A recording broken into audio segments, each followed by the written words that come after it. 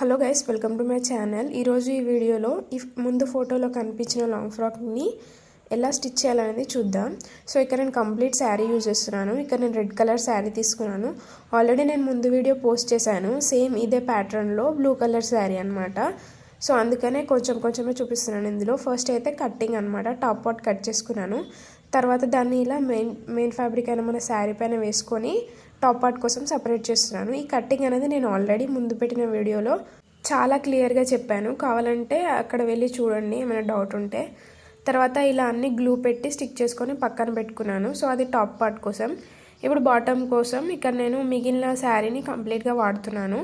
So ఇలా శారీ తీసుకొని పైన వైపు చిన్న బోర్డర్, కింద వైపు పెద్ద బోర్డర్ వచ్చింది కదా. సో ఇక్కడ నేను పైన వైపు ఉన్న ఈ చిన్న బోర్డర్ని ఇలా సపరేట్ చేసుకుంటున్నాను. మొత్తం శారీకి ఇలానే సపరేట్ చేసుకోవాలి పైన వైపు ఉన్న బోర్డర్.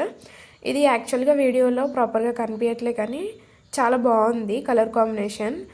వేసుకున్నాక రియల్ వరల్డ్లో చాలా బాగుంది, కానీ కెమెరా అంతా క్యాప్చర్ చేయట్లేదు. సో మొత్తం మిక్సప్ అయినట్టు కనిపిస్తుంది, బట్ చాలా బాగుంది. గోల్డ్ కలర్ బార్డర్ అనేది ఎలివేట్ అయింది శారీకి. సో ఇలా మొత్తం సపరేట్ చేసుకున్నాను. సపరేట్ చేసుకున్న తర్వాత ప్లీట్స్ పెట్టుకున్నాను. సేమ్ ఏదైనా కస్టమర్ నాకు 1 ఇంచ్ సైజ్ చెప్పుండే, సో నేను 1 ఇంచ్ సైజే ప్లీట్స్ పెట్టాను.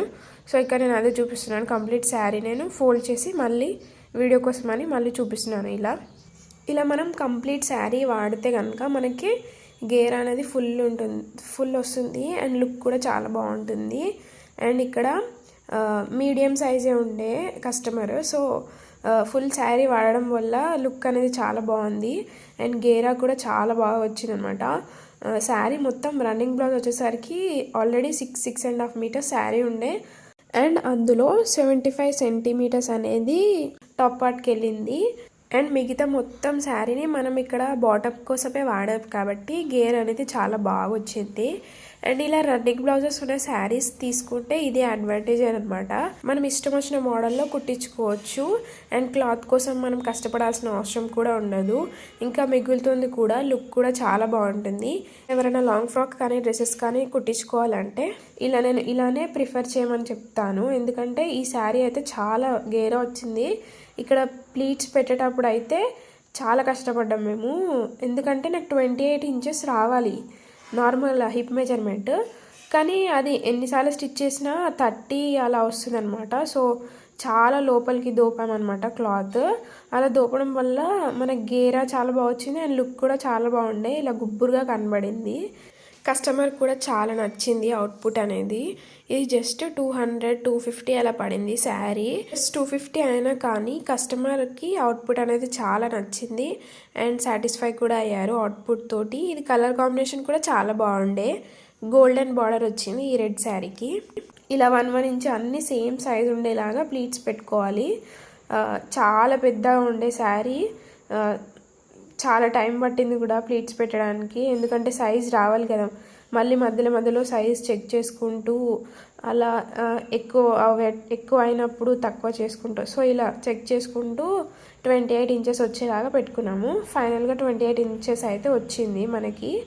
సో ఇక్కడ మళ్ళీ ఒకసారి చెక్ చేసుకోవాలి మనం అనుకునే సైజ్ వచ్చిందా లేదని. 1-2 ఇంచెస్ ఎక్స్ట్రానే రావాలి, ఎందుకంటే మనం ఎడ్జెస్ స్టిచ్ చేసుకొని మళ్ళీ అక్కడ ఒక ప్లీట్ పెట్టుకుంటాం కాబట్టి 30 ఇంచెస్ అలా వస్తే మనకి సెట్ అవుతుంది అనమాట. సో ఇక్కడ అలానే వచ్చింది, 30 ఇంచెస్ అలా వచ్చింది మనకి మెజర్మెంట్.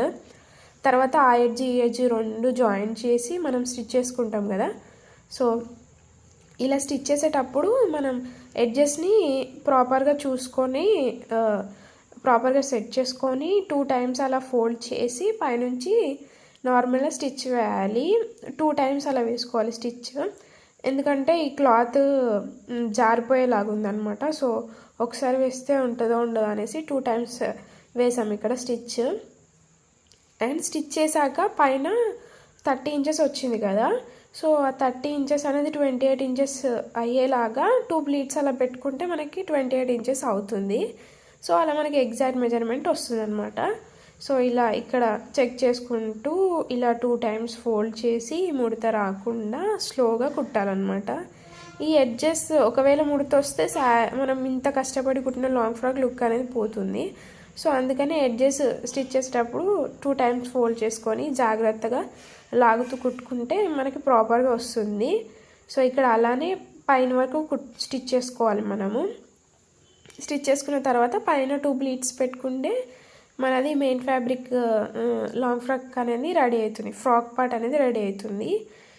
అక్కడ 2 ఇంచెస్ ఎక్స్ట్రా వచ్చింది కదా ఇందాక, 2 ఇంచెస్ పోయేలాగా 2 ప్లీట్స్ ఆర్ 1 ప్లీట్ పెట్టుకుంటే మనకి ఇక్కడ ఎగ్జాక్ట్గా 28 ఇంచెస్ అనేది వచ్చిందనమాట. సో ఇది ఓన్లీ మెయిన్ ఫ్యాబ్రిక్ ఫ్రాక్ పార్టే అనమాట. ఇలానే మనం లైనింగ్ కూడా స్టిచ్ చేసుకోవాలి. సో ఇలా వచ్చింది మొత్తానికి ఫ్రాక్ పార్ట్ అనేది. ఇప్పుడు లైనింగ్ అనమాట. సో ఇది లైనింగ్, మెయిన్ ఫ్యాబ్రిక్ కాదు. 2 ఎగ్జాక్ట్ సేమ్ కలర్స్ ఉండేసరికి మనకి అర్థం కావట్లేదు ఏది ఏ కలర్ అని. ఎడిట్ చేసేటప్పుడు నాకు కూడా అర్థం కాలేదు. సో ఇలా స్టిచ్ చేసుకోవాలి. సేమ్ లైనింగ్ కూడా అలానే. ఇక లైనింగ్ నేను 3.5 మీటర్స్ తీసుకున్నాను. సో ఇప్పుడు ఇది మెయిన్ ఫ్యాబ్రిక్, మెయిన్ ఫ్రాక్ లోపల ఇందాక మనం స్టిచ్ చేసుకున్న లైనింగ్ లోపల వేసి ఇలా 2 పట్టుకొని స్టిచ్ చేయాలన్నమాట. ఇలా lining and main fabric join చేసుకోవచ్చు. ఇలా 2 మెయిన్ ఫ్యాబ్రిక్ ఇంకా లైనింగ్ 2 కలిపి జాయిన్ చేయాలి. ఇక్కడ ఎగ్జాక్ట్ సేమ్ కలర్స్ అవ్వడం వల్ల కనిపించట్లేదు. కిందిదేమో లైనింగ్ అండ్ పైనదేమో మెయిన్ ఫ్యాబ్రిక్. ఇలా స్టిచ్ చేసుకుంటే మనకి ఫ్రాక్ పార్ట్ అనేది రెడీ అవుతుంది. ఇప్పుడు టాప్ పార్ట్కి వచ్చేస్తే మనం ఇందాక ఆల్రెడీ గ్లూ పెట్టి పక్కన పెట్టుకున్నాం కదా, అవి ఆరినాక ఎక్స్ట్రా ఉన్న క్లాత్ కట్ చేసి అన్నీ జాయిన్ చేసుకోవాలి. హ్యాండ్స్ ఫ్రంట్ బ్యాక్ జాయిన్ చేసుకొని దాన్ని మనం ఫ్రాక్ పార్ట్కి కూడా జాయిన్ చేస్తే మనకి లాంగ్ ఫ్రాక్ అనేది రెడీ అవుతుంది. సో మీకు ఈ వీడియో నచ్చిందని అనుకుంటున్నాను. నచ్చితే తప్పకుండా లైక్ చేయండి, షేర్ చేయండి అండ్ సబ్స్క్రైబ్ చేయండి. సో ఫైనల్ అవుట్పుట్ అయితే ఇది. Hope you like this video. Okay bye.